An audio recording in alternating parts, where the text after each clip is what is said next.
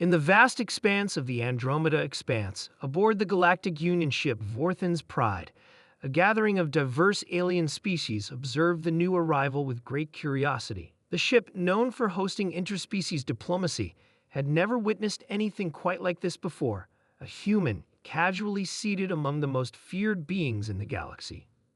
Commander Ralek, a towering Sarnath with razor-sharp scales and 6 piercing eyes, observed the human with a mixture of fascination and disbelief. Humans were a recent addition to the Galactic Union, known for their resilience and unpredictable nature, but what unfolded before him defied all logic. In the heart of the observation deck, surrounded by beings from dozens of star systems, stood a creature that silenced the room with its very presence, a Dravgor. The Dravgor were the apex predators of the galaxy, feared even by the fiercest warriors of the Union. Towering at 3 meters tall, with claws like daggers and a growl that could freeze the blood of any living being, the Dravgor were known for their unmatched ferocity. Entire civilizations had stories of their brutality, legends passed down through generations as warnings. No species dared approach a Dravgor without extreme caution. They were considered untamable, wild forces of nature that crushed anything daring enough to step within their reach. No species, except humans apparently. The human, named Captain Leo Mercer, didn't flinch. Instead, he walked toward the massive beast with calm confidence, his steps measured and unhurried. Every eye on the ship was glued to him, expecting a swift and violent end to the fragile human life. But then something unimaginable happened. Leo reached out his hand and gently scratched the Dravgor behind its ear, just like someone would pet a domestic dog back on Earth. The entire room froze in stunned silence. No one dared to breathe, their collective shock thick in the air. The Dravgor, the terror of the galaxy, let out a deep, rumbling sound, a sound that, to everyone's shock, resembled a purr.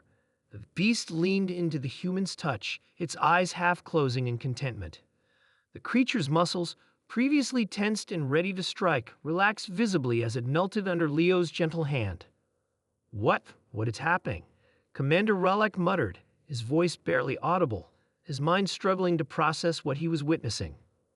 Ambassador Threx of the Valorian High Council, a species renowned for their intellect and logical thinking, leaned closer to observe. His tendrils twitched in agitation. "This defies all scientific understanding. The Dravgor are supposed to be untamable. They don't feel affection. This shouldn't be possible." Yet there Leo stood, casually petting the apex predator like it was an oversized house pet. After a few moments, Leo turned to the stunned crowd. "You guys seriously never tried scratching behind the ear?" he asked with a relaxed grin, as if it was the most obvious thing in the universe. The silence was suffocating until Ralek finally found his voice. How did you do that?" "The Dravgor are the deadliest creatures known to our galaxy. Entire battalions have been lost trying to contain just one of them." Leo shrugged. "Back on Earth, we've got creatures that look terrifying too. Wolves, lions, even bears. But guess what? Sometimes all they need is a little kindness and respect. You show them you're not a threat, and they might just surprise you." Ambassador Threx blinked in disbelief. "You're telling me humans tame apex predators for companionship?" "Not exactly tame," Leo replied thoughtfully. "It's about mutual respect. Animals can sense fear, aggression, and intent.